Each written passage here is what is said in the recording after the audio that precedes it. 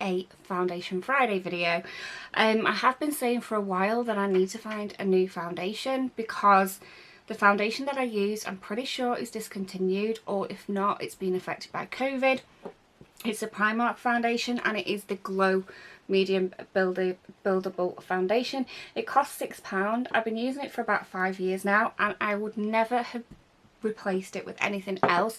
Should I have not been able to get hold of it, I would have done, but it's only £6 and it is perfect in my eyes for what I need it for my skin type, which is a dry skin type. It is perfect. So because I can't get hold of it, and I haven't been able to get hold of it for 12 months now, I am on the last dregs of every single bottle of this that I own. I do have a few different shades because they don't sell it in my local Primark. I have to go further afield, so when I'm there, if they don't have my shade in, I'll get the nearest shade, and just because I can't keep going back every day to check for the shade, it's a bit of a pain, to be honest. So it is time I look for a new foundation. So yeah, we will be trying out the W7 Genius foundation today. I'm hoping it's similar because it's in a similar bottle. That is all I've got to go off because I have not got a clue. So yeah, stay tuned and you'll see what I think of this foundation. Just before I go, if you like this eye look, I will also link this eye look down in the description should you want to go ahead and check that video out. See you in a mo. So this is the W7 Genius Featherlight foundation. I don't know whether it's the bottles that are making me think that it is similar. I've got it in 2 shades because again, I don't know what shade I am, plus COVID. So yeah, they look so similar that I thought maybe that's a clue. Maybe they're all a dupe for something. I've just tested, so that's the one I normally use, and yes, it's darker than my skin. This is what I use for YouTube, and the reason being is that when I'm sat here on YouTube, if you can see, I've got shadow on my chin. So if I match my foundation to my face, then it looks like my face is really, like, as you can see now, this is my natural skin colour, there's no foundation on it. I look like I've got somebody else's face on somebody else's body. So I do wear a foundation that's too dark when I'm on camera, but it's not the colour I'd wear in real life, if that makes sense. So I'd probably wear that one in real life and that one on camera. Maybe a mixture of the two would be, yeah, a mixture of the two is probably closer to the Primark colour. Let's see how we go. I should actually say that I am dry skinned, so wear tests are never really something I have to be concerned with, because as long as I fully moisturise so that the foundation doesn't sort of sink in to my skin and disappear, then my foundation doesn't come off. And let's see what this is like. I'm hoping it's going to be similar to the other foundation, but I have a feeling this is lighter, so we will see. Lighter in consistency, not colour.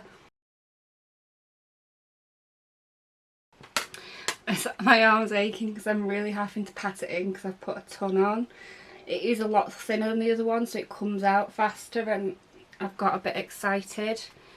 Obviously you don't need a lot. Okay, so it's definitely looking more textured than the Primark one does, but it's very, very similar. So we're going to powder it down. I'm going to put some concealer on first, and then we're going to powder it down, and we will sort of see what it looks like when it's got powder on. I'm using all my favourite products today because then I'm giving it the best chance, if that makes sense. So there's no point me using products I don't like alongside, because that's not going to, you know, help me like it. And then I'm going in with my favourite powder at the minute, which is this filthy looking Becca powder. So this is the Hydra Mist Set and Refresh. Absolutely adore this powder. If you like Laura Mercier, you'll like this powder. It's quite pricey, but if you can get a deal on it. Yeah, so now it's powdered down, it's definitely not as good as the Primark one. My forehead is quite dry and it's gone a bit like weird and patchy. I'll zoom you in to see in a second. Yes, so I'll bring you in so you can see my forehead and I'll show you what I mean. And it's not just texture on my forehead, it's the actual foundation itself. It's like chunky. I don't know whether you'll see.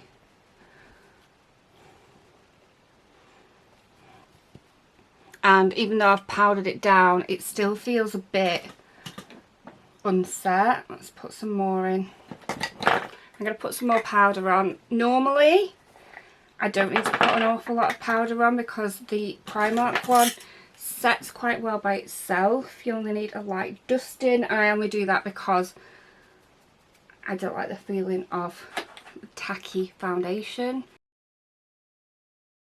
I'm hoping this shows up. It's hard to sort of tell on camera. Maybe if I do that you can see it better.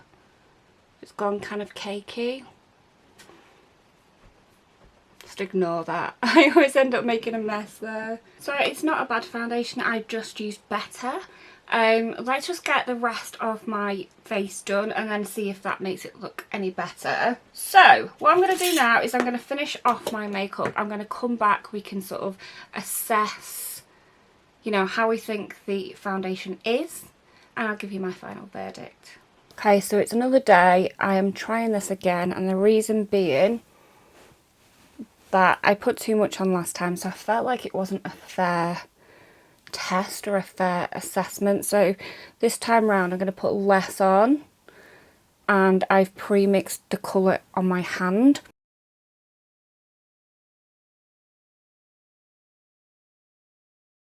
One thing I will say is it's quite greasy. It feels like I'm wiping oil on my face. I'll know more when I've powdered, but I don't know whether you can see. I'll zoom you in. It is kind of hanging around my dry patches a bit, which the Primark one never does. And I'm going to need lots of extra on my cheeks because the redness is shining through. Okay, so I've built it up to probably the same level of coverage that I would get from the Primark one. And we will see. So what I'm going to do is I'm going to powder it down now and then we will see what it looks like. Okay, so I am going to finish off all my other parts of my face and come back to you at the end. But in the meantime, I just want to show you my face without sort of bronzer and blusher on, because you can sort of see better what's going on when there's not different colours. So I'm going to zoom you in again. Apologies. I don't know how obvious it's going to be, but my nose has got flakes showing, which, I mean, I don't even normally have a dry nose. So there are like flakes showing on my nose round here. It's looking very patchy. I don't know whether you'll see. It doesn't normally look like this when I use my Primark one. Again, up here. I mean, I have got dry skin. It's not invented the dry skin, but it's looking cakey and patchy. I mean, my skin is particularly dry at the minute, but it's been worse. It's been a lot worse, and it's not looked this bad. I've literally had my whole forehead peeling off, and it looked better. So I'm going to do the rest of my face anyway, just so that you get the overall look and you get to see how it looks. And just bear in mind that on camera things look better, like especially when I'm sat like this, because I've got a ring light on, I've got a daylight bulb.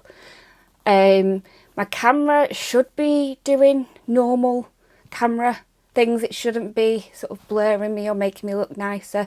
It should just be like as it is. However, the quality of the camera obviously makes a difference. So I mean, I'm filming this in HD, but I could be filming it in, I can't speak, in 4K.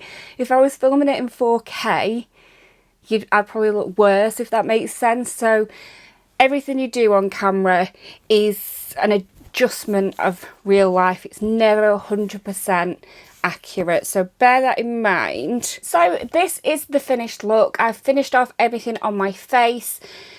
I'm really not sure about this foundation. I'll zoom you in again and I'll show you what I mean. Well, hopefully you'll be able to see, but like around my nose, it's very dry, it's very flaky. On my forehead, these are all areas that I've got dry skin anyway, so it's not like it's created the dry skin, but it's kind of clung. It's kind of clung to my dry skin.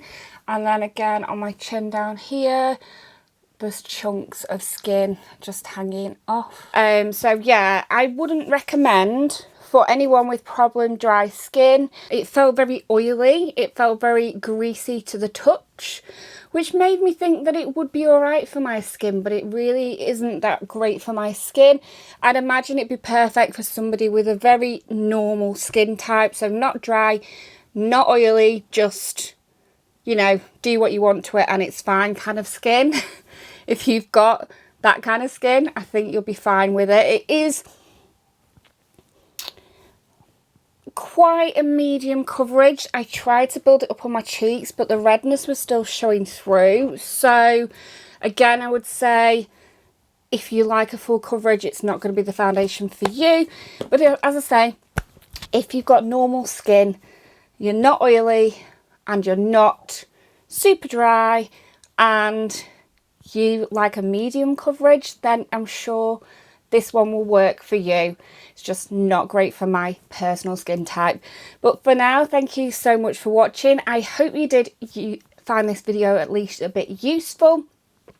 If you enjoyed it or found it useful, give me a thumbs up. It really does help my channel, and I will see you in a video again soon. Bye!